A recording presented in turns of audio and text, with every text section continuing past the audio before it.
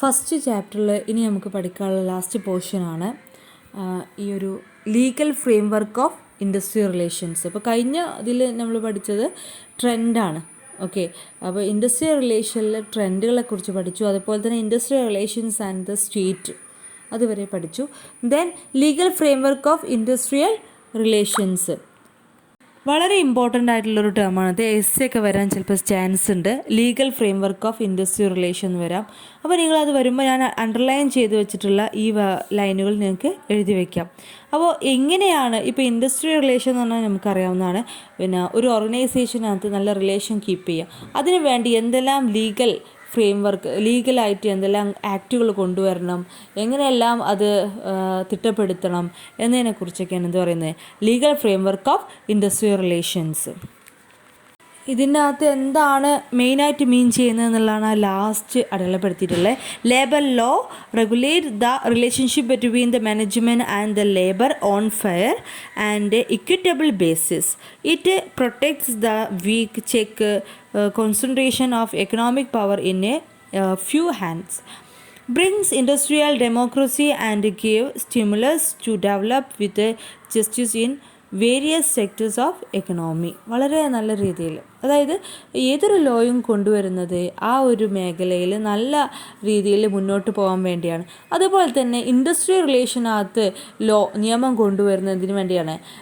Industrial relation എന്ന് പറഞ്ഞാൽ തന്നെ ഒരു ഓർഗനൈസേഷനകത്തുള്ള ആളുകൾ തമ്മിൽ നല്ല റിലേഷൻ കീപ്പ് ചെയ്യുക എന്നുള്ളതാണ്. അത് ആ ഒരു ഓർഗനൈസേഷൻ്റെ ഡെവലപ്മെൻറ്റിന് വളരെയധികം അത്യാവശ്യമാണ്. അപ്പോൾ അതിന് വേണ്ടി ലോ കൊണ്ടുവരുമ്പോൾ അപ്പോൾ ആ ലോൻ്റെ ഉദ്ദേശം എന്താണ്, നല്ല രീതിയിൽ ഒരു ഓർഗനൈസേഷൻ മുന്നോട്ട് പോവുക, നല്ല റിലേഷൻ ഉണ്ടായിരിക്കുക എന്നുള്ളത്. അപ്പോൾ അത് വളരെ നല്ല രീതിയിലാണ് ഇപ്പോൾ ഞാൻ വായിച്ചെന്ന സെൻറ്റൻസിൽ അത് ഉൾപ്പെടുത്തിയിട്ടുള്ളത്. അപ്പോൾ അത് നിങ്ങളൊന്ന് പഠിച്ചു വയ്ക്കുക. Then legal framework of industrial relation എന്നുള്ളൊരു ടോപ്പിക്ക് അല്ലെങ്കിൽ എസ് എഴുതാൻ വന്നാൽ നിങ്ങൾ എന്ത് ചെയ്യുക, ഇപ്പോൾ പറഞ്ഞ ഈ സെൻറ്റൻസ് എഴുതി വയ്ക്കുക. ദെൻ അടുത്ത ഹെഡിങ് ആയിട്ട് എഴുതുക കോൺസ്റ്റിറ്റ്യൂഷണൽ ഫ്രെയിം വർക്ക് എന്ന് പറഞ്ഞിട്ടൊരു ഹെഡിങ് കൊടുത്തിട്ട് അതിലുള്ള കാര്യങ്ങൾ എഴുതുക. അത് കോൺസ്റ്റിറ്റ്യൂഷണൽ ഫ്രെയിം വർക്ക് എന്ന് പറഞ്ഞാൽ ആ ലോനെ കുറിച്ച് എങ്ങനെയാണ് അതിൻ്റെ ഫ്രെയിം വർക്ക് ഉള്ളത്, അത് എങ്ങനെയാണ് കൊണ്ടുവന്നത്, എങ്ങനെയൊക്കെയാണ് ആ നിയമങ്ങൾ കിടക്കുന്നത്, അതിനെക്കുറിച്ചാണ് കോൺസ്റ്റിറ്റ്യൂഷണൽ ഫ്രെയിം വർക്കിൽ പറയുന്നത്. ഓക്കെ, അത് കഴിഞ്ഞിട്ട് നിങ്ങൾ എന്ത് ചെയ്യണം, ലോസ് ഓൺ ഇൻഡസ്ട്രിയൽ റിലേഷൻ. ഇങ്ങനെ 2 പാർട്ടായിട്ടാണ് ലീഗൽ ഫ്രെയിം വർക്ക് എഴുതേണ്ടത്. ഫസ്റ്റ് എന്ത് ചെയ്യുക, legal framework of industrial relation എന്ന് പറഞ്ഞിട്ട് ഹെഡിങ് കൊടുത്തിട്ട് അതിലൊരു ചെറിയൊരു എക്സ്പ്ലനേഷൻ കൊടുക്കുക. ദെൻ അടുത്ത ഹെഡിങ് ആയിട്ട് കൊടുക്കുക കോൺസ്റ്റിറ്റ്യൂഷണൽ ഫ്രെയിം വർക്ക്, അതിൽ എഴുതാനുള്ളത് ഞാനിപ്പോൾ പറഞ്ഞു തരാം. ദെൻ നിങ്ങൾ അടുത്ത ഹെഡിങ് ആയിട്ട് ലോസ് ഓൺ ഇൻഡസ്ട്രിയൽ റിലേഷൻസ് എന്ന ഹെഡിങ് കൊടുത്തിട്ട് അതിൻ്റെ താഴെ എഴുതാനുള്ളതും പറഞ്ഞു തരാം. ടെക്സ്റ്റ് ബുക്കിനകത്ത് വാരി വലിച്ച് എഴുതിയിട്ടുണ്ട്. 2, 3 പേജ്, 4 പേജിനകത്ത് ഉണ്ട്. അപ്പോൾ അത് ചുരുക്കിയിട്ട് നല്ലൊരു വ്യക്തമായിട്ടൊരു ഇമേജ് നിങ്ങൾക്ക് കാണിച്ചു തരാം. ഇതാ ഇങ്ങനെ എഴുതിയാൽ മതി, constitutional frame work of IR എന്ന് പറഞ്ഞിട്ട് ഇത് പോയിൻ്റ് ഔട്ട് ചെയ്തിട്ട് കാണിച്ചിട്ടുണ്ട്. ഇതുപോലെ എഴുതുക. ഓക്കെ, ഇത് വായിച്ചാൽ മനസ്സിലാവുന്നതേ ഉള്ളൂ, വളരെ വ്യക്തമാക്കിയിട്ട് ഉള്ള പോയിൻറ്റ്സുകളാണ്. അപ്പോൾ കോൺസ്റ്റിറ്റ്യൂഷണൽ ഫ്രെയിം വർക്ക് പറഞ്ഞിട്ട് ഇതുപോലെ എഴുതുക. അതിൽ ആർട്ടിക്കിൾസും നമ്പേഴ്സൊക്കെ വരുന്നുണ്ട്, അതൊക്കെ ഓർത്ത് വെച്ച് എഴുതുക. അടുത്ത ലീഗൽ ഫ്രെയിം വർക്കിൽ വരുന്ന 2ാമത്തെ ഹെഡിങ്ങാണ് ലോസ് ഓൺ ഇൻഡസ്ട്രിയൽ റിലേഷൻസ്. ഇത് കുറച്ച് നിയമങ്ങളെക്കുറിച്ച് പരിചയപ്പെടുത്തുകയാണ്. അപ്പോൾ വേജ് ലോനെ കുറിച്ച് കുറഞ്ഞ ഇതുള്ളൂ, നിങ്ങൾ വായിച്ചു നോക്കുക. Labour legislation. ഓക്കെ, ലേബർ ലെജിസ്ലേഷൻ്റെ കീഴിൽ വരുന്ന ലോ ഓൺ വർക്കിംഗ് കണ്ടീഷൻ ഉണ്ട്, ലോ ഓൺ വേജസ് ഉണ്ട്. അത് ലേബർ ലെജിസ്ലേഷൻ എന്താണെന്ന് പറയുക. പിന്നെ ഈ ഒരു following are the labour legislation ഏതൊക്കെയാണെന്നുള്ളത് പറയാം. 4ാമത്തേതാണ് ലോസ് ഓൺ സോഷ്യൽ സെക്യൂരിറ്റി. ഇങ്ങനെ 4 ലേബർ ലെജിസ്ലേഷൻസ് ആണ് ഉള്ളത്. അതായത് ലേബറുമായി ബന്ധപ്പെട്ടിട്ടുള്ള നിയമങ്ങളാണ് എന്ത് പറയുക, ലേബർ ലെജിസ്ലേഷൻ എന്ന് പറയുന്നത്. വേജ് ലോ പറഞ്ഞാൽ വേജുമായി ബന്ധപ്പെട്ട ലോസുകൾ, അതവിടെ വ്യക്തമായിട്ട് അത് പറയുന്നുണ്ട് ഏതൊക്കെയാണ് ആ ലോകൾ. ഇത് ഫാക്ടറി ലോ ആക്ട് 1948 എന്ന് പറഞ്ഞിട്ട് അങ്ങനെ എല്ലാം പറയുന്നത് ജസ്റ്റ് ഓർത്ത് വയ്ക്കുക. വളരെയധികം ഇമ്പോർട്ടൻ്റ് ഉള്ള പാർട്ടാണിത് ലീഗൽ ഫ്രെയിം വർക്ക്. അതുപോലെ തന്നെ 3ാമത് വരുന്ന നിയമമാണ് ദ ഇൻഡസ്ട്രിയൽ ഡിസ്പ്യൂട്ട് ആക്ട് 1947. അതിനെക്കുറിച്ച് ഞാൻ അടയാളപ്പെടുത്തിയിട്ടുണ്ട്. ആ നടുക്ക് അടയാളപ്പെടുത്തിയിട്ടുള്ള പെർട്ടിക്കുലർ അറ്റൻഷൻ ആസ് ബീൻ അത് വേണമെന്നില്ല, ആ ഫസ്റ്റ് അടയാളപ്പെടുത്തിയത് പഠിക്കുക. അതുപോലെ തന്നെ the act also lights down എന്ന് പറഞ്ഞിട്ട് അടിയിലുള്ള പ്രൊവിഷൻസ് ഉണ്ട്, അത് ജസ്റ്റ് പഠിക്കാം. ഓക്കെ, അപ്പോൾ നമുക്കറിയാം ഇൻഡസ്ട്രിയൽ ഡിസ്പ്യൂട്ട് ആക്ട് എന്താണെന്ന് വെച്ചാൽ ഡിസ്പ്യൂട്ട് പറഞ്ഞാൽ തർക്കം. ഓക്കെ, ഒരു ഇൻഡസ്ട്രിയലിനകത്തുള്ള തർക്കങ്ങൾ പരിഹരിക്കുന്നതുമായി ബന്ധപ്പെട്ടിട്ടുള്ള ആക്റ്റാണ് ഇൻഡസ്ട്രിയൽ ഡിസ്പ്യൂട്ട് ആക്ട് 1947. അപ്പോൾ അതിൽ തീർച്ചയായും വരുന്നതായിരിക്കും ആ പ്രൊവിഷൻ വായിച്ച താഴെ കൊടുത്ത 3 പോയിൻ്റ് ഉണ്ട്. ആ പോയിൻ്റ് വായിച്ചാൽ തന്നെ നിങ്ങൾക്ക് മനസ്സിലാവും. Okay, the provision for payment of compensation to the workman on account of closure or lay off or retrenchment. അവരുമായി പേയ്മെൻറ്റുമായി ബന്ധപ്പെട്ടുള്ള കാര്യങ്ങളൊക്കെ ഇതിനകത്ത് വരും. അതുപോലെ തന്നെ അൺഫെയർ ലേബർ പ്രാക്ടീസസ് സാധാരണ നിങ്ങൾ കേൾക്കുന്ന വാക്കാണ്. എന്ത്? തൊഴിലാളികളോട് ഫെയർ അല്ലാത്ത രൂപത്തിൽ പെരുമാറുക, അവർക്ക് എന്തെങ്കിലും ചൂഷണങ്ങൾ ചെയ്യപ്പെടുക, അല്ലെങ്കിൽ അവർക്ക് എന്തെങ്കിലും ബുദ്ധിമുട്ടുകൾ അനുഭവിക്കുക, അവരെ ബുദ്ധിമുട്ടിക്കുക, അതിനൊക്കെ എന്ത് പറയും? അൺഫെയർ ആയിട്ട് അവരോട് ബിഹേവ് ചെയ്യുന്നതിന് എന്ത് പറയും? Unfair labour practices. ഓക്കെ, അപ്പോൾ അതുമായി ബന്ധപ്പെട്ട കാര്യങ്ങളൊക്കെ ഇൻഡസ്ട്രിയൽ ഡിസ്പ്യൂട്ട് ആക്ട് 1947 ബേസിൽ കൈകാര്യം ചെയ്യും. ഓക്കെ, അപ്പോൾ അങ്ങനെ ആ ഡിസ്പ്യൂട്ടുമായി കണക്ട് ചെയ്തിട്ടുള്ള ആക്ട് ഇതിൻ്റെ കീഴിൽ പറയണം. അതുപോലെ തന്നെ ഇൻഡസ്ട്രിയൽ എംപ്ലോയ്മെൻറ്റ് ആക്ട് 1946 നമ്മളുടെ ഡിസ്പ്യൂട്ട് ആക്ടിൻ്റെ മുന്നെയാണ് വരുന്നത്. ഓക്കെ, അതിൻ്റെ മെയിൻ പോയിൻ്റ് ഞാൻ മുകളിൽ അടയാളപ്പെടുത്തിയിട്ടുണ്ട്. ആ 4 വരികളാണ്.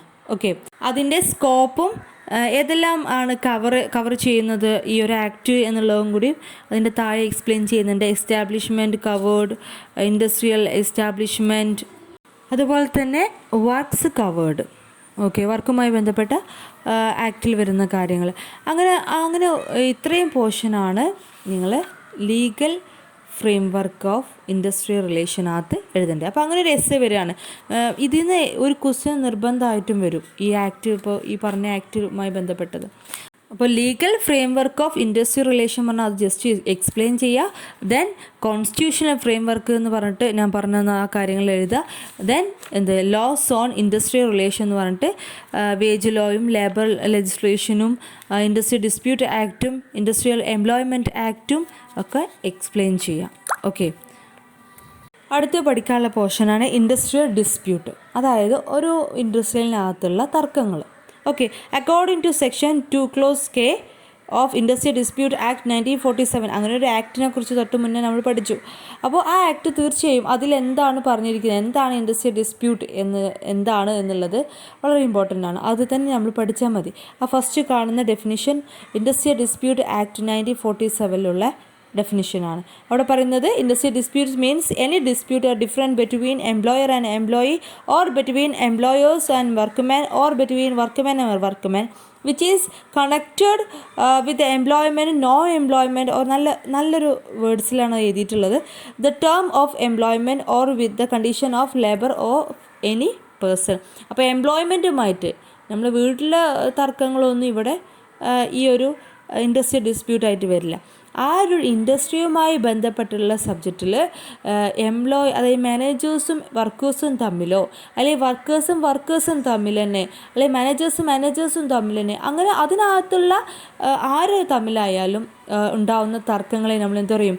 ഇൻഡസ്ട്രിയൽ ഡിസ്പ്യൂട്ട് എന്ന് പറയും. ഡിസ്പ്യൂട്ട് വളരെ ഇമ്പോർട്ടൻ്റ് ആണ്. ഡിസ്പ്യൂട്ടിൽ നിന്നൊരു ക്വസ്റ്റ്യൻ പേപ്പറിൽ സാധാരണ കാണാറുണ്ട്.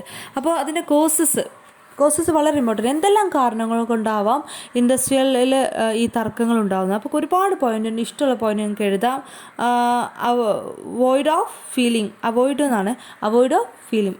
മറ്റുള്ളവരുടെ ഫീലിംഗ് മനസ്സിലാക്കാതെ പ്രവർത്തിക്കുന്ന സമയത്ത്, ഇന്നാക്ടിവിറ്റി ആവുമ്പോൾ ഒരു ഇന്നാക്ടിവിറ്റി മെൻ്റൽ ഇനീഷ്യ എന്ന് പറയും. ഓക്കെ, അതിന് ഒരു ഇനാക്ടിവിറ്റി ഒന്നും ചെയ്യാതെ ഇങ്ങനെ ഒരു ചത്ത പോലെ ഇരിക്കുന്ന അവസ്ഥ ഉണ്ടാവാറില്ലേ നിങ്ങൾക്കൊക്കെ?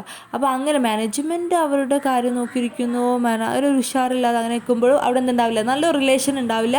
അവിടെ പല പ്രശ്നങ്ങളും ഉണ്ടാകും. ഒരാളെ മനസ്സിലാക്കുന്നില്ലല്ലോ, അപ്പോൾ തന്നെ അവിടെ ഡിസ്പ്യൂട്ടുകൾ ഉണ്ടാകും. ഓക്കെ, മാനേജ്മെൻറ്റ് പറയുന്ന അതുപോലെ തന്നെ അതേ സെൻസിൽ തന്നെ എംപ്ലോയീസ് എടുത്തില്ലെങ്കിൽ, അല്ലെങ്കിൽ എംപ്ലോയീസ് പറയുന്നത് മാനേജ്മെൻറ്റ് കൺസിഡർ ചെയ്തില്ലെങ്കിൽ ഒക്കെ ഡിസ്പ്യൂട്ടുകളാണ്. അങ്ങനെ നിങ്ങൾക്ക് ഇഷ്ടമുള്ള പോയിൻറ്റ്സുകളൊക്കെ പറയാം. ഓക്കെ, അല്ലെങ്കിൽ റേഷണലൈസേഷൻ കാര്യക്ഷമത ഇല്ലായ്മ. ഓക്കെ, അതേപോലെ തന്നെ വിക്ടിമൈസേഷൻ ചൂഷണം ചെയ്യാം.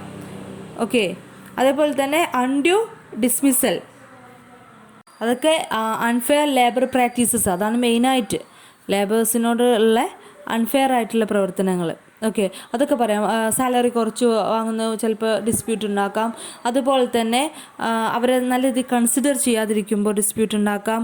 ആവശ്യമില്ലാതെ ഡിസ്മിസൽ കൊടുക്കുമ്പോൾ, പിന്നെ പ്രൊമോഷൻ കൊടുക്കേണ്ട സമയത്ത് കൊടുക്കാതിരിക്കുമ്പോൾ, അങ്ങനെയൊക്കെ നമുക്ക് ഇഷ്ടമുള്ള പോയിൻറ്റ്സുകൾ അതിൽ നിന്ന് സെലക്ട് ചെയ്ത് എഴുതാൻ പറ്റും. ഓക്കെ, ബാഡ് വർക്കിംഗ് കണ്ടീഷന്. ഓക്കെ, കോസസ് പറഞ്ഞു കഴിഞ്ഞാൽ അടുത്ത നമുക്ക് വളരെ ഇമ്പോർട്ടൻ്റ് ആയിട്ടുള്ള പാർട്ടാണ് ഫോംസ് ഓഫ് ഡിസ്പ്യൂട്ട്. ഏതെല്ലാം തരത്തിലുള്ള ഡിസ്പ്യൂട്ടുകളുണ്ട്, തർക്കങ്ങളുണ്ട്. അതിൽ ഫസ്റ്റ് വണ്ണാണ് സ്ട്രൈക്ക്. നമുക്കറിയാം, സമരം നടത്തുന്ന ഒരു ഡിസ്പ്യൂട്ട്, അത്തരത്തിലുള്ള ഡിസ്പ്യൂട്ടുകൾ. അപ്പോൾ സ്ട്രൈക്കിനെ കുറിച്ച് നന്നായി ഒന്ന് പഠിച്ചു വയ്ക്കുക. എന്താണ് സ്ട്രൈക്ക്, സ്ട്രൈക്ക് മീൻസ് എന്ന് പറഞ്ഞിട്ട് അവിടെ കൊടുത്തിട്ടുണ്ട്. സ്ട്രൈക്കിൽ തന്നെ ടൈപ്സ് ഓഫ് സ്ട്രൈക്ക്, ഏതെല്ലാം വിധത്തിലുള്ള സ്ട്രൈക്കുകളുണ്ട്. അതിൽ ഫസ്റ്റ് വണ്ണാണ് സ്റ്റേ ഇൻ, നിന്നുകൊണ്ടുള്ള സ്ട്രൈക്ക്. ഓക്കെ, സിറ്റ് ഡൗൺ, ഇരുന്നു കൊണ്ടുള്ള സ്ട്രൈക്ക്, കുത്തിരിപ്പ് സമരം ഒക്കെ അല്ലേ. ഓക്കെ, പെൻ ഡൗൺ സ്ട്രൈക്ക്, അതായത് പണിയെടുക്കൂല, പെൻ ഡൗൺ, ജോലിക്ക് പോകും, അവിടെ ചെന്നിട്ട് ഇങ്ങനെ പണിയെടുക്കാതിരിക്കും, പെൻ ഡൗൺ സ്ട്രൈക്ക്. ഓക്കെ, അടുത്ത് ഗോ സ്ലോ, മെല്ലെ നടന്നുകൊണ്ടുള്ള സ്ട്രൈക്ക്. ഇതെങ്ങനെയാണെന്ന് വെച്ചാൽ ജോലിക്ക് പോകും, പക്ഷേ വർക്ക് കൊടുത്താൽ മെല്ലെ ചെയ്യുള്ളൂ, വളരെ സ്ലോയിൽ എല്ലാം ചെയ്യുള്ളൂ. അതൊരു പണി ചെയ്യാതിരിക്കുമ്പോഴാണ് സാധാരണ നമ്മൾ സ്ട്രൈക്കാക്കി കൂട്ടാറ്, പണിയെ നിർത്തി വയ്ക്കുക. ഇവിടെ ജോലി ചെയ്യുന്നുണ്ട്, പക്ഷേ അത് സ്ലോലി ചെയ്യുള്ളൂ. അത് വളരെ സീരിയസ് ആയിട്ടുള്ള മാറ്ററാണ്. അടുത്തത് സിമ്പത്തറ്റിക് സ്ട്രൈക്ക്, ഒരു അനുകമ്പ തോന്നിക്കൊണ്ടുള്ള സ്ട്രൈക്കുകൾ. അധികം അക്രമാസത്വമൊന്നും അല്ലാതെ വളരെ സിമ്പതിയിലൂടെയുള്ള സ്ട്രൈക്കാണ് എന്ത്, സിമ്പത്തറ്റിക് സ്ട്രൈക്ക്. ഹങ്കർ സ്ട്രൈക്ക്, പട്ടിണി കിടന്നിട്ടുള്ള സ്ട്രൈക്ക്. ലൈറ്റനിങ് ഓർ വൈറ്റ് കാറ്റ് സ്ട്രൈക്ക് എന്ന് വെച്ചാൽ വളരെ അക്രമാസക്തമായിട്ടുള്ള സ്ട്രൈക്കാണ്. ഓക്കെ, അപ്പോൾ നമ്മൾ സിമ്പത്തറ്റിക് സ്ട്രൈക്ക് പറഞ്ഞാൽ ഒരു സിമ്പതിയിലൂടെ കാര്യം നേടിയെടുക്കുന്ന പരിപാടിയാണ്. Okay, but lightening and white കാറ്റ് സ്ട്രൈക്ക് എന്ന് പറഞ്ഞാൽ സാധാരണ യൂണിയൻ്റെ സപ്പോർട്ടോട് കൂടിയൊക്കെ നമ്മൾ ജോലികളൊക്കെ നിർത്തി വെക്കുന്നു, സ്ട്രൈക്ക് നടത്തുന്നു അല്ലേ. പക്ഷേ വൈറ്റ് കാറ്റ് സ്ട്രൈക്കിൽ യൂണിയൻ്റെ സപ്പോർട്ടൊന്നും ഉണ്ടാവില്ല. അവരെന്ത് പറയുക, അതൊന്നും മൈൻഡില്ല. പക്ഷേ വർക്ക് ചെയ്യുന്ന ആളുകൾ, എംപ്ലോയീസ് എന്ത് ചെയ്യും, അങ്ങേ അറ്റത്തെത്തിയിട്ടുണ്ടാവും. അവർ വളരെ വൈൽഡായിട്ട് ചെയ്യുന്ന സ്ട്രൈക്കാണ് wildcat strike. Okay, last വണ്ണാണ് വർക്ക് ടു റൂൾ. ഇതൊരു സ്ട്രൈക്കായിട്ട് കൂട്ടില്ല, എന്നിരുന്നാലും ഇതൊരു സ്ട്രൈക്ക് ആയിട്ട് അതിൻ്റെ കാറ്റഗറിയിൽ വിടുന്നതാണ്. റൂൾസിനനുസരിച്ച് മാത്രം വർക്ക് ചെയ്യാം. ഓക്കെ, അങ്ങനെ വർക്ക് ചെയ്തുകൊണ്ടുള്ള ഒരു സ്ട്രൈക്കിൽ വരുന്നതാണ്. But since there is no cessation of work, it does not constitute a strike. സ്ട്രൈക്കായിട്ട് കൂട്ടാറില്ല. അടുത്ത ഫോം, അപ്പോൾ സ്ട്രൈക്കിനെ കുറിച്ച് നമ്മൾ പഠിച്ചു. അടുത്ത ഫോമാണ് ലോക്കൗട്ട്. ലോക്കൗട്ട് എന്ന് പറയുന്നത് സ്ട്രൈക്ക് പോലെ തന്നെ മറ്റൊരു ഡിസ്പ്യൂട്ടാണ്, തർക്കമാണ്. അപ്പോൾ ലോക്കൗട്ട് ചെയ്യുന്നത് സെക്ഷൻ 2(1) ഇൻഡസ്ട്രിയൽ ഡിസ്പ്യൂട്ട് ആക്ട് 1947 പ്രകാരമാണ് നമ്മൾ ഇതിൻ്റെ കേസ് കൈകാര്യം ചെയ്യുന്നത്. അപ്പോൾ ലോക്കൗട്ട് ഉദ്ദേശിക്കുന്ന temporary closing of a place of employment or the suspension of work or the refusal by the employer to continue to employ any number of person employed by him. Lockout thus അങ്ങനെ അതിൻ്റെ definition പറയുന്നുണ്ട്. അപ്പോൾ ഇത് വളരെ important ഉള്ള പാർട്ടാണ് ഇതൊക്കെ. Strike, lockout, അങ്ങനെ ഈ ഡിസ്പ്യൂട്ടിൻ്റെ പാർട്ടുകൾ, അതുപോലെ തന്നെ ഗ്രീവൻസ്, കളക്റ്റീവ് ബാർഗെയിനിങ്, ഇതൊക്കെ. അപ്പോൾ ലോക്കൗട്ട് എന്ന് പറയുന്നത് മാനേജ്മെൻറ്റ് ചെയ്യുന്നതാണ്. അപ്പോൾ മാനേജ്മെൻറ്റ് എന്ത് ചെയ്യുക, എന്തെങ്കിലും പ്രശ്നം എന്തൊക്കെ വരുന്ന സമയത്ത് എന്ത് ചെയ്യുക, ഓർഗനൈസേഷൻ മൊത്തം പൂട്ടിയിട്ട് വർക്ക് വേണ്ട, വർക്ക് നിർത്തിവെക്കുകയാണ്. അതിനാണ് ലോക്കൗട്ട് എന്ന് പറയുക. ലോക്ക് ചെയ്തിട്ട് പോവുക. അപ്പോൾ അത് ആരോടുള്ള ഒരു പ്രതിഷേധമാണ്, എംപ്ലോയീസിനോടുള്ള പ്രതിഷേധമാണ്. എംപ്ലോയീസിന് അവിടെ ജോലി ഇല്ലാതാവുകയും കുറേ ദിവസം സാലറി ഒന്നും കിട്ടാതെ വരികയൊക്കെ ചെയ്യും. ഓക്കെ, അപ്പോൾ ലോക്കൗട്ട് അതൊരു മാനേജ്മെൻറ്റിൻ്റെ ഡിസ്പ്യൂട്ടാണ്, മാനേജ്മെൻറ്റ് ചെയ്യുന്ന ഒരു പ്രവൃത്തിയാണ്. അതൊരു ടെമ്പററി ക്ലോസിംഗ് ആണ്. ഒരു ടെമ്പററി ആയിട്ട് കുറച്ച് ദിവസങ്ങളിലേക്കോ മാസങ്ങളിലേക്കോ ആയിട്ട് പൂട്ടിയിടുകയാണ് ഓർഗനൈസേഷൻ. എന്നിട്ട് എന്തിനാണ് എംപ്ലോയർ, മാനേജേഴ്സ് ഇങ്ങനെ ചെയ്യുന്നതെന്ന് വെച്ചാൽ ചില സമയത്ത് സ്ട്രൈക്കും ഇതൊക്കെ നടത്തിയിട്ട് എന്ത് ചെയ്യും, കളക്റ്റീവ് ബാർഗൈനിങ് ചെയ്യും. ഈ കളക്റ്റീവ് ബാർഗൈനിങ് എന്നുള്ള ഇമ്പോർട്ടൻറ്റ് ടേമാണ്, എക്സാമിന് അത് വരും. കളക്റ്റീവ് ബാർഗൈനിങ് പറഞ്ഞാൽ ഒന്നിച്ച് കളക്റ്റീവായിട്ട് എല്ലാ എംപ്ലോയീസും ഒരുമിച്ച് നിന്നുകൊണ്ട് ഒരു കാര്യത്തിന് വേണ്ടി സംസാരിക്കുകയും അതിന് വേണ്ടി സാധിപ്പിക്കാൻ വേണ്ടി ഇറങ്ങിത്തിരിക്കുക. വിലപേശുക എന്ന് പറയും. ഓക്കെ, നമ്മൾ അത് ആ ഒരു സാലറി കൂട്ടാൻ വേണ്ടി വിലപേശാം. ഓക്കെ, അങ്ങനെ വിലപേശുന്നത് കളക്റ്റീവായിട്ട് നമ്പർ ഓഫ് എംപ്ലോയീസ് ഇങ്ങനെ വിലപേശുന്നതിനാണ് കളക്റ്റീവ് ബാർഗെയിനിങ് എന്ന് പറയുന്നത്. ഓക്കെ, അപ്പോൾ ഇതിനെ ഒരു റെസിസ്റ്റ് ചെയ്യാനുള്ള ഒരു മെത്തേഡാണ് ലോക്കൗട്ട്. അപ്പോൾ ലോക്കൗട്ടൊക്കെ ചെയ്തിട്ട് എന്ത് ചെയ്യാം, അവരോട് എതിരിടുകയാണ് മാനേജ്മെൻറ്റ്. അങ്ങനെ അടുത്ത മൂന്നാമത്തെ ഡിസ്പ്യൂട്ടാണ് ഗരാവോ. ഓക്കെ, ഗരാവോ നിങ്ങൾക്ക് അറിയാവുന്നതാണ്, സാധാരണ ന്യൂസ് പേപ്പറിലൊക്കെ കേൾക്കുന്നതാണ് ഗരാവോ. അപ്പോൾ ഗരാവോ എന്ന് പറഞ്ഞാൽ തടഞ്ഞു നിർത്തുക. അപ്പോൾ ഒരു ഓഫീസറാണ്, എന്തെങ്കിലും കാര്യത്തിന് സാധിക്കാനുണ്ടാവും വർക്കേഴ്സിനായാലും, അപ്പോൾ മാനേജറിനെ തടഞ്ഞു നിർത്തുക. തടഞ്ഞു നിർത്തുക മീൻസ് അയാൾ വർക്ക് ചെയ്യുന്ന റൂമിനകത്ത് അയാൾ പോകാൻ സമ്മതിക്കാതെ പുറത്തിരുന്നിട്ട് സമരം നടത്തും, അയാളെ തടഞ്ഞു വയ്ക്കും. ഓക്കെ, അതിനാണ് ഗരാവോ എന്ന് പറയുന്നത്. അപ്പോൾ വർക്കേഴ്സിന് ഒരുപാട് ഡിമാൻഡ് ഉണ്ടാവും, അത് ആക്സെപ്റ്റ് ചെയ്യാൻ അവരെ കൊണ്ട് സമ്മതിപ്പിക്കാൻ വേണ്ടിയായിരിക്കും ഇതൊക്കെ ചെയ്യുന്നത്. ഓക്കെ, ഇങ്ങനെ കളക്റ്റീവ് ബാർഗെയിനിങ് ഒക്കെ അവിടെ വരുന്ന ടേമാണ്. അപ്പോൾ നമുക്ക് പഠിക്കാനുണ്ട്, നോക്കാം. ഈ ഫോംസ് ഓഫ് ഡിസ്പ്യൂട്ടിൽ നമുക്ക് പഠിച്ച സ്ട്രൈക്ക്, ലോക്കൗട്ട്, ഗരാവും ഉണ്ട്. അപ്പോൾ ഈ സ്ട്രൈക്ക് ആൻഡ് ലോക്കൗട്ടിനെ കുറിച്ച് കുറച്ചൊരു എക്സ്പ്ലനേഷൻ കൂടി പറയാം. Regulation of strike and lockout അവിടെ പറയുന്നത് section 22 and 23 of IDA industrial dispute act പ്രകാരം ഈ ഒരു 4 പോയിൻറ്റ്സ് അവിടെ പറയുന്നുണ്ട്. വിത്തൗട്ട് ഗിവിങ് നോട്ടീസ് എന്ന് പറഞ്ഞിട്ട് ഈ ഒരു മെത്തേഡിലാണ് എന്ത് ചെയ്യേണ്ടത്, സ്ട്രൈക്കും ലോക്കൗട്ടൊക്കെ ചെയ്യാൻ ഒരു മെത്തേഡ് ഉണ്ട്, ലീഗലായിട്ടൊരു മെത്തേഡ്. പെട്ടെന്ന് പോയിട്ട് സ്ട്രൈക്കൊന്നും ചെയ്യാൻ പറ്റില്ല, ലോക്കൗട്ട് ചെയ്യാൻ പറ്റില്ല. അപ്പോൾ അതിനൊരു മെത്തേഡ് ഉണ്ട്. ആ മെത്തേഡ് ജസ്റ്റ് ഒന്ന് വായിച്ചു നോക്കാം, നിങ്ങൾക്ക് അറിയാവുന്ന. Without giving notice of strike, എത്ര നോട്ടീസ് കൊടുക്കണം, എത്ര ദിവസത്തിൻ്റെ ഉള്ളിൽ കൊടുക്കണം, എങ്ങനെ അത് അറിയിക്കണം എന്നുള്ളതിനെക്കുറിച്ച് ആ 4 പോയിൻ്റ് അവിടെ പഠിച്ചു വയ്ക്കുക. Then consequence of illegal strike and lockout. അപ്പോൾ വളരെ ഇല്ലീഗലായിട്ടാണ് സ്ട്രൈക്ക്, ഒരു ലീഗലായിട്ടുള്ള കാര്യം തന്നെയാണ് പ്രതിഷേധം അറിയിക്കുക എന്നുള്ളത്. പക്ഷെ അത് ഇല്ലീഗലാവും ചില സമയത്ത്. അതേപോലെ ലോക്കൗട്ട്, കാരണമില്ലാതെ നടത്തുന്ന സ്ട്രൈക്കുകളൊക്കെ ഇല്ലീഗലാണ്. അതുപോലെ തന്നെ ലോക്കൗട്ട് ഓർഗനൈസ് മാനേജ്മെൻറ്റ് ഇനി ആരും ഇവിടെ പണിക്ക് വരണ്ട, ഇവിടെ പൂട്ടിയിടുകയാണെന്ന് പറയുന്നത്, അതാണ് ലോക്കൗട്ട്. മാനേജ്മെൻറ്റ് എംപ്ലോയീസിനെ ഭീഷണിപ്പെടുത്താൻ വേണ്ടി ചെയ്യുന്നതാണ് ലോക്കൗട്ട്. ഓക്കെ, അപ്പോൾ ഇത് ഇല്ലീഗലാവുന്ന സമയത്ത് എന്തെല്ലാമാണ് അതിന് വരുന്ന ലീഗലായിട്ട് വരുന്ന പണിഷ്മെൻറ്റും കാര്യങ്ങളൊക്കെ എന്നുള്ളതാണ് ഇവിടെ പഠിക്കുന്നത്. ഫസ്റ്റ് ഒരു പെനാൽറ്റി പറയുന്നുണ്ട്. ഇല്ലീഗൽ സ്ട്രൈക്കിന് ഏതൊക്കെയാണ് വരിക എന്ന് ഞാൻ അടയാളപ്പെടുത്തിയിട്ടുണ്ട്. എത്ര രൂപ ഫൈന് വരും, അതേപോലെ തന്നെ ജയിൽ ശിക്ഷ വരുന്നുണ്ടോ ഇല്ലേ. അപ്പോൾ ഫസ്റ്റത്തെ ഇല്ലീഗലായിട്ടുള്ള സ്ട്രൈക്കിന് വരുന്ന പെനാൽറ്റി എന്താണ്, രണ്ടാമത്തെ ഇല്ലീഗലായിട്ടുള്ള ലോക്കൗട്ടിന് വരുന്നത്, മൂന്നാമത്തത് ഇൻസ്റ്റിഗേഷന് വരുന്ന പെനാൽറ്റി. അതായത് സ്ട്രൈക്ക് ചെയ്യുന്നില്ല, സ്ട്രൈക്കിന് വേണ്ടി ചിലർ പ്രേരിപ്പിക്കും, ആ പ്രേരിപ്പിച്ചതും തെറ്റാണ്. അപ്പോൾ അത്തരം തെറ്റ് ചെയ്യുന്നവർക്ക് എന്തെല്ലാം ശിക്ഷയാണ് കൊടുക്കുക എന്നുള്ളതാണ് അവിടെ പറയുന്നത്. അതേപോലെ തന്നെ penalty for giving financial aid for illegal strike. അപ്പോൾ ഇല്ലീഗലായിട്ട് നടത്തുന്ന സ്ട്രൈക്കിന് ആരെങ്കിലും ഫിനാൻഷ്യലായിട്ട് സഹായിച്ചിട്ടുണ്ടെങ്കിൽ അവർക്ക് വരുന്ന ശിക്ഷ എന്താണെന്നാണ് അവിടെ പറയുന്നത്. ജസ്റ്റ് ഒന്ന് വായിച്ചു നോക്കുക, വളരെ ഈസി ആയിട്ട് പഠിക്കാൻ പറ്റും. അത് വായിച്ചു നോക്കിയാൽ അറിയാം. 6 മാസം ഇംപ്രിസൺമെൻറ്റ്, അതായത് ജയിൽ ശിക്ഷ 6 മാസം ഉണ്ടാവും. അതുപോലെ തന്നെ ഫൈന് വരുന്നത് എല്ലാത്തിലും അങ്ങനെ തന്നെ, എത്ര മാസം ജയിൽ ശിക്ഷ ഉണ്ടാവും, എത്ര ഫൈൻ അടക്കണം, അതാണ് എല്ലാത്തിലും പറയുന്നത്. ജസ്റ്റ് ഒന്ന് നോക്കട്ടോ. ഇത് നമുക്ക് പഠിക്കാനുള്ളത് machinery for prevention and settlement of industrial relations. അപ്പോൾ ഒരു ഇൻഡസ്ട്രിയൽ ഡിസ്പ്യൂട്ടായാലും കാര്യങ്ങളൊക്കെ ഒഴിവാക്കാൻ, പ്രിവെൻറ്റ് ചെയ്യാൻ നമുക്ക് എന്തെല്ലാം ഹൗ ടു സെറ്റിൽ, എന്തെങ്കിലും ഡിസ്പ്യൂട്ടുകൾ കാര്യങ്ങളൊക്കെ സെറ്റിൽ ചെയ്യാൻ എന്തെല്ലാം വഴികളുണ്ട്. ഓക്കെ, അപ്പോൾ എങ്ങനെയൊക്കെ നമുക്ക് ഡിസ്പ്യൂട്ടുകൾ സെറ്റിൽ ചെയ്യാൻ, നല്ല റിലേഷൻ കീപ്പ് ചെയ്യാൻ പറ്റും, അതിന് പറയുന്ന പേരാണ് machinery for prevention and settlement of industrial relations. അപ്പോൾ നമുക്കറിയാം അവിടെ 3 ഓപ്ഷൻ കൊടുത്തിട്ടുണ്ട്, അതിനാണ് ബാക്കിയുള്ളത് വന്നിട്ടുള്ളത്. ഫസ്റ്റത്താണ് വളണ്ടറിലി മെത്തേഡ്. അതായത് വളണ്ടറിലി പറഞ്ഞാൽ നമുക്കറിയാം നമ്മളുടെ ഓർഗനൈസേഷനിലുള്ള ആളുകളെ കൊണ്ട് തന്നെ നമ്മൾ എന്ത് ചെയ്യുക, അത് സെറ്റിൽ ചെയ്യുക, അത് പരിഹരിക്കുക.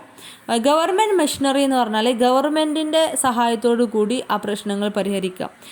സ്റ്റാറ്റ്യൂട്ടറി മെഷേഴ്സ് എന്ന് പറഞ്ഞാൽ നിയമപരമായിട്ട് നമ്മൾ പരിഹരിക്കുക, അതായത് ആക്റ്റുകൾ ഉപയോഗിച്ചുകൊണ്ട്, ഇൻഡസ്ട്രിയൽ ഡിസ്പ്യൂട്ട് ആക്ട്, സ്റ്റേറ്റിൻ്റെ മറ്റു ആക്റ്റുകളൊക്കെ റെഫർ ചെയ്തുകൊണ്ട് നമ്മൾ പരിഹരിക്കുന്നതിനെയാണ് സ്റ്റാറ്റ്യൂട്ടറി മെഷേഴ്സ്. അപ്പോൾ ഇത്തരം രൂപങ്ങളിലൊക്കെ നമുക്ക് എന്ത് ചെയ്യാൻ പറ്റും, നമ്മളുടെ ഡിസ്പ്യൂട്ടുകൾ, നമ്മൾ ഇൻഡസ്ട്രിയൽ റിലേഷൻ കീപ്പ് ചെയ്യാൻ വേണ്ടി ഉപയോഗിക്കാൻ പറ്റും. അതിനാണ് പറയുന്നത് machinery for prevention and settlement of industrial relations. അങ്ങനെ ഒരു ക്വസ്റ്റ്യൻ വരികയാണെങ്കിൽ നിങ്ങൾ ഈ മോഡലൊന്ന് വരക്കുക കേട്ടോ, എന്നിട്ട് അത് ഓരോന്നെടുത്ത് എക്സ്പ്ലെയിൻ ചെയ്യാം. അടുത്ത പഠിക്കാനുള്ളത് ഇൻഡസ്ട്രിയൽ കോൺഫ്ലിക്റ്റാണ്, അതും തർക്കമാണ്. ഓക്കെ, അപ്പോൾ ഞാൻ അടിയിൽ എഴുതി വെച്ച് കാണാൻ സാധിക്കും dispute and conflict. What is the difference between dispute and conflict? രണ്ടിനും ഞാൻ തർക്കം എന്നാണ് പറഞ്ഞത്.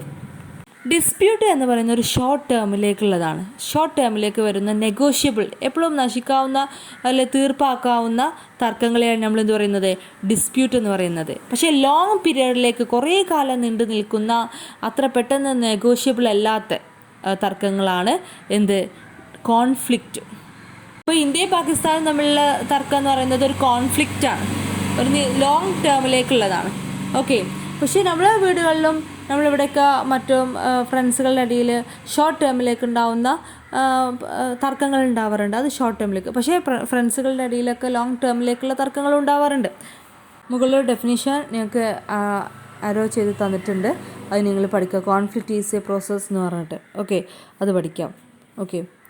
കോൺഫ്ലിക്റ്റ് പറഞ്ഞ ഒരു ഓർഗനൈസേഷൻ്റെ കേസിലാവുമ്പോൾ ഇപ്പോൾ പല കാരണങ്ങൾ കൊണ്ട് എംപ്ലോയീസിനൊക്കെ മടുപ്പ് വരും. പക്ഷേ അതൊരു പുറത്ത് പ്രകടിപ്പിക്കുന്നുണ്ടാവില്ല. അപ്പോൾ ഒരു ഈ മാസത്തെ സാലറി കുറഞ്ഞു എന്നുള്ളത്, ആ സാലറി കൂട്ടാൻ വേണ്ടി അവരെന്ത് ചെയ്യും, സ്ട്രൈക്ക് ചെയ്യാം. അത് പെട്ടെന്ന് കൂടുകയോ കുറയുകയൊക്കെ ചെയ്തിട്ട് അത് സെറ്റിൽ ചെയ്ത് പോകും. അത് കുറഞ്ഞ ഷോർട്ട് ടേമിലേക്കുള്ള ഒരു ഡിസ്പ്യൂട്ടാണ്. ബട്ട് ഇത് പുറത്ത് വരാതെ ഇങ്ങനെ അകത്ത് കടന്ന് മടുപ്പ് അത് ഉള്ളിലൊതുക്കി ഇങ്ങനെ ഒരു അഡ്ജസ്റ്റ് ചെയ്തുകൊണ്ട് ഇങ്ങനെ കോൺഫ്ലിക്റ്റ് ഉള്ളിൽ ആക്കിയിട്ട് ഇങ്ങനെ പോകുന്നുണ്ട്. ഇടയ്ക്കിടയ്ക്ക് കംപ്ലയിൻറ്റ് ചെയ്യുന്നുണ്ടാവും. പക്ഷേ ആ കോൺഫ്ലിക്റ്റ് ഇങ്ങനെ ലോങ് പീരിയഡിലേക്ക് അങ്ങനെ നീണ്ടു പോകുന്നുണ്ടാവും. അത്തരം പ്രശ്നങ്ങളാണ് കോൺഫ്ലിക്റ്റുകളിൽ ഉൾപ്പെടുന്നത്. മുകളിൽ നിങ്ങൾക്ക് ഫീച്ചേഴ്സ് കാണാൻ സാധിക്കും, ജസ്റ്റ് വായിച്ചു നോക്കുക.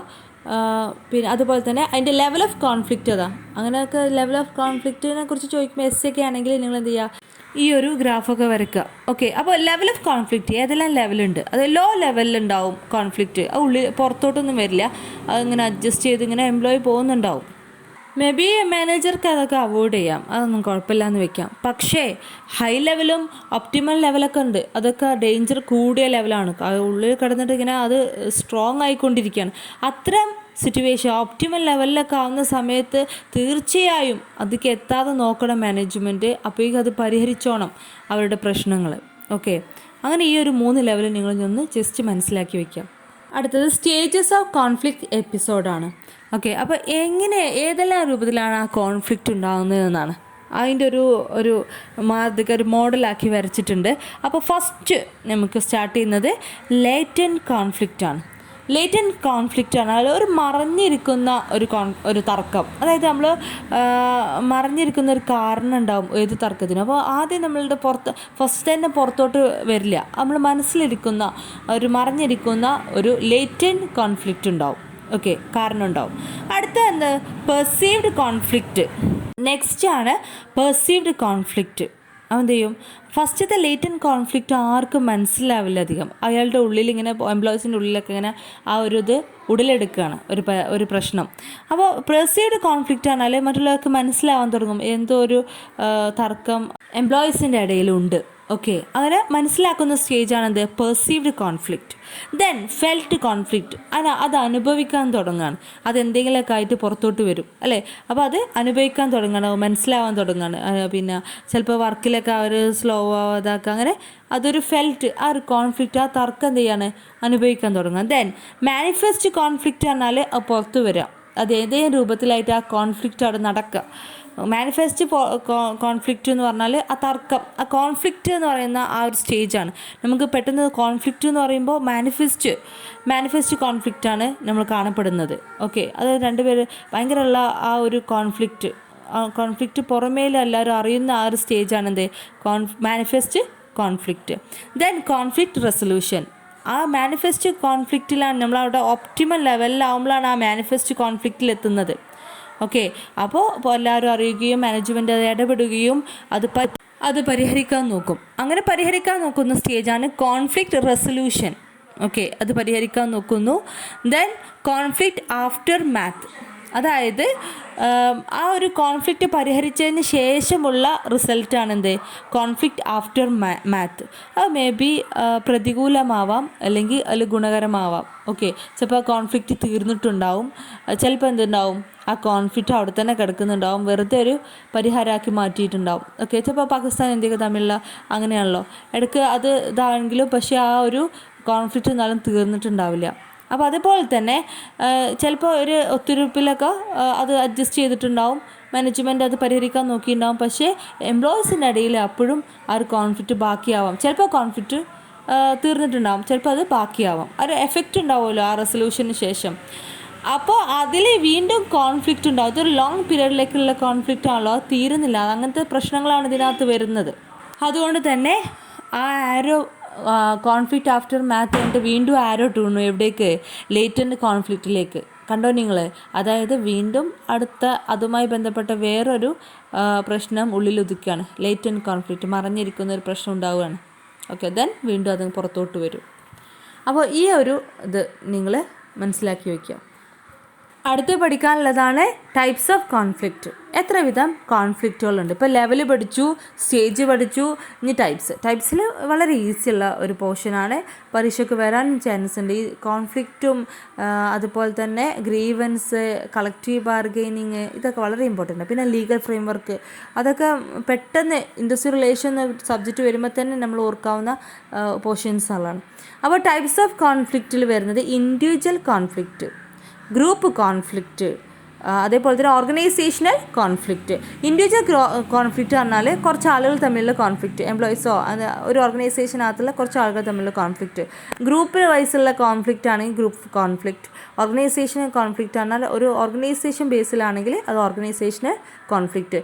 ഇൻഡിവിജ്വൽ കോൺഫ്ലിക്റ്റ് രണ്ട് വിധമുണ്ട്. ഇൻ്റർ ഇൻഡിവിജ്വൽ കോൺഫ്ലിക്റ്റും ഇൻട്രാ ഇൻഡിവിജ്വൽ കോൺഫ്ലിക്റ്റും.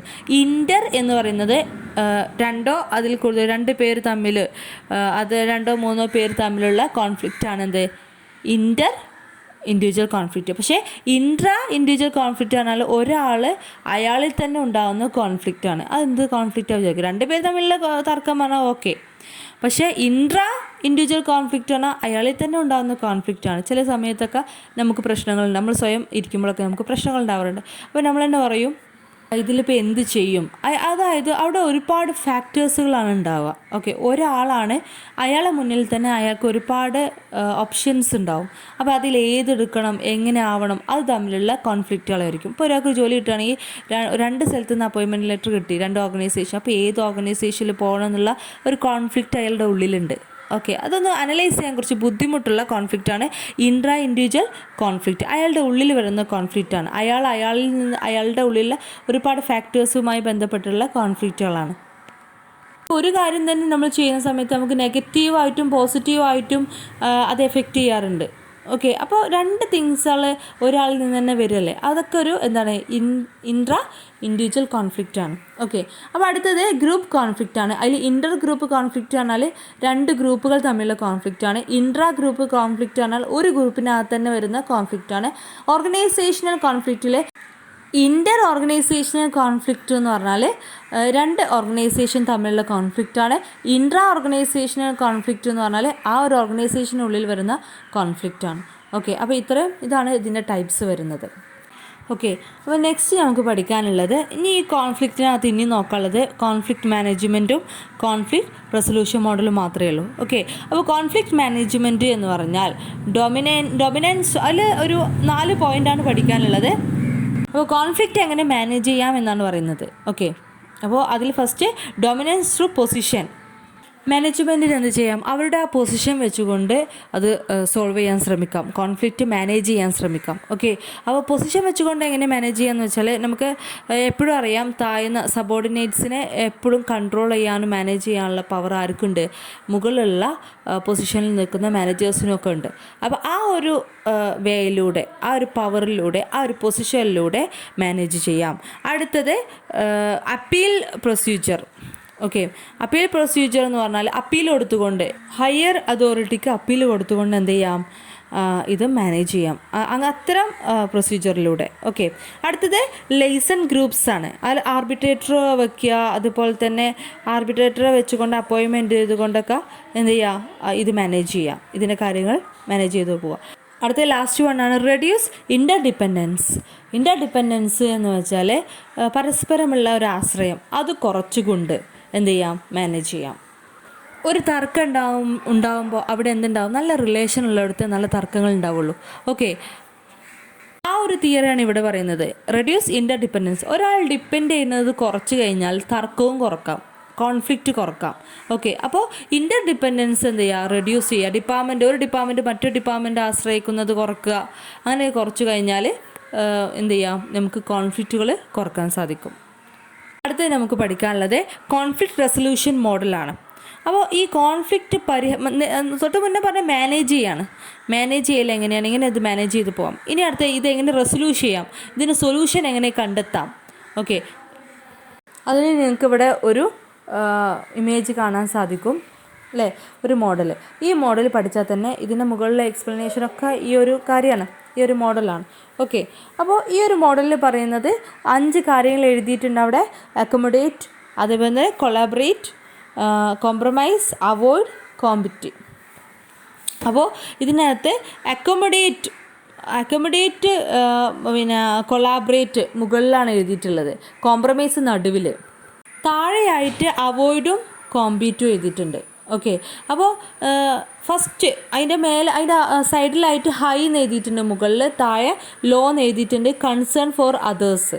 ഈ ഹൈയും ലോ എന്ന് പറഞ്ഞാൽ എന്താണ്, നന്നായിട്ട് ആളുകളെ കൺസേൺ ചെയ്യുകയാണ്, അവരെ പരിഹരിക്കുകയാണ്, അവർക്ക് വാല്യൂ കൊടുത്തുകൊണ്ട് അവർക്ക് ആ എംപ്ലോയിനെ കൺസിഡർ ചെയ്തുകൊണ്ട് ഇത് പരിഹരിക്കണം എന്ന് ആഗ്രഹിക്കുകയാണെങ്കിലാണ് ഹൈ.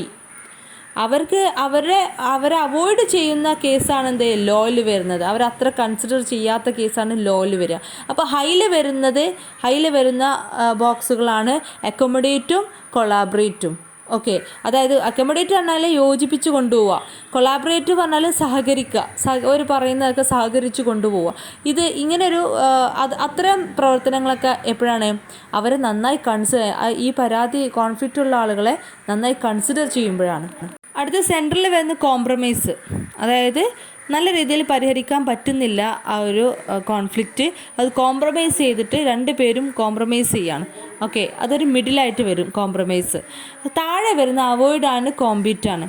അവോയ്ഡ് പറഞ്ഞാൽ രണ്ടും എതിർക്കുക, അവർക്ക് എതിർക്കുന്ന ആ ഒരു കേസ്, അവരെ തീരെ കൺസിഡർ ചെയ്യാതെ എതിരെയുള്ള ഒരു സൊല്യൂഷൻ കണ്ടെത്തുന്നതിനെയാണെന്ത് ലോ ലെവലിൽ വരുന്ന അവോയ്ഡ് ആൻഡ് കോമ്പീറ്റ്. ഓക്കെ, അപ്പോൾ ഇതിൻ്റെ ഒരു എക്സ്പ്ലനേഷൻ കൊടുത്താൽ മതി ഇതിലെ കോൺഫ്ലിക്റ്റ് റെസൊല്യൂഷൻ മോഡലിൽ. ഫസ്റ്റ് ചാപ്റ്ററിൽ വരുന്ന ഇത്രയും പോർഷനേ ഉള്ളൂ. Okay, thank you.